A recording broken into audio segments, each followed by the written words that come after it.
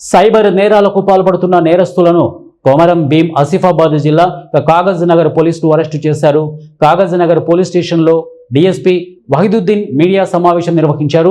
ఈ సందర్భంగా ఆయన మాట్లాడుతూ కాగజ్ నగర్ పట్టణానికి చెందిన ఒక మహిళకు టెలిగ్రామ్లో ఆన్లైన్లో ట్రేడింగ్ చేస్తే లాభాలు వస్తాయంటూ వచ్చిన మెసేజ్కు స్పందించి ఆ లింక్ పై క్లిక్ చేయగా ఆ మహిళ అకౌంట్ వివరాలను సేకరించి ఆమె అకౌంట్ నుండి 76 లక్షల రూపాయలు దశల వారీగా ఆన్లైన్ ద్వారా తీసుకొని మోసం చేస్తారని అన్నారు. చివరకు మోసపోయానని గ్రహించిన మహిళ పోలీసులను ఆశ్రయించడంతో దర్యాప్తు చేపట్టామని తెలిపారు. ఈ దర్యాప్తులో భాగంగా మహారాష్ట్ర, గుజరాత్ రాష్ట్రాలకు చెందిన 2 కీలక నిందితులను అరెస్టు చేశామని తెలియజేశారు. ఈ కేసులో ఇంకా అసలు సూత్రధారిని పట్టుకోవాల్సి ఉందని డీఎస్పీ తెలియజేశారు. ప్రజలు సైబర్ నేరాల పట్ల అప్రమత్తంగా ఉండాలని, గుర్తు తెలియని వ్యక్తుల ద్వారా వచ్చే మెసేజ్లు, లింకులు ఓపెన్ చేయవద్దని అన్నారు. ఏమాత్రం అనుమానం వచ్చినా స్థానిక పోలీసులను సంప్రదించాలని కోరారు.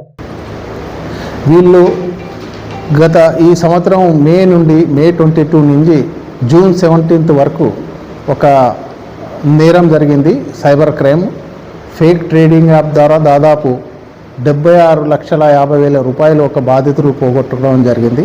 వాళ్ళని అరెస్ట్ చేసి కోర్టుల ముందు ప్రొడ్యూస్ చేయడం జరిగింది. ఈ కేసు ముఖ్యంగా ఏంటంటే, ఒక బాధితురాలు ఒక టెలిగ్రామ్ యాప్ ద్వారా ఒక ఫేక్ ట్రేడింగ్ యాప్ని డౌన్లోడ్ చేసుకుంటుంది. అందులో మోర్ బెనిఫిట్స్ వస్తున్నాయి అని అన్నట్టు అమౌంట్ని అందులో ఇన్వెస్ట్ చేస్తుంటుంది.